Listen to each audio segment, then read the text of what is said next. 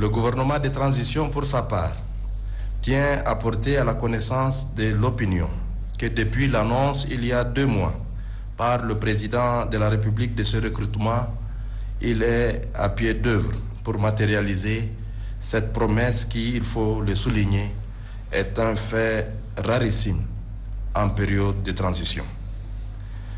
Au-delà d'une volonté politique clairement affichée, cet acte procède de l'humanisme, car nombre de pays ont déjà tourné le dos à ce qu'on appelle intégration à la fonction publique telle que pratiquée au Tchad.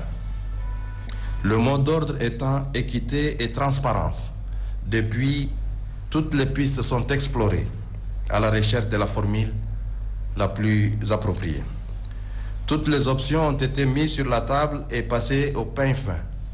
In fine, c'est le concours qui est retenu pour être en phase avec les orientations du chef de l'État, mais aussi avec les dispositions légales prévues par nos textes.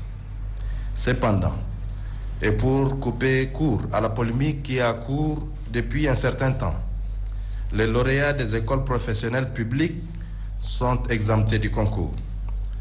Ils sont sélectionnés, vu leur nombre, soit par ancienneté, soit par moyenne obtenue à l'école pour promouvoir l'excellence. A contrario, sont soumis à concurrence tous les autres lauréats non issus des écoles professionnelles publiques, comme c'est le cas partout ailleurs.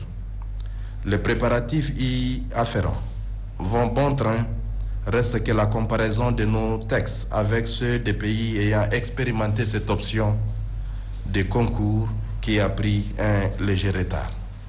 Le gouvernement comprend l'impatience qui s'empare des lauréats, mais il vaut mieux un travail bien fait avec retard qu'un travail biaisé fait dans la précipitation.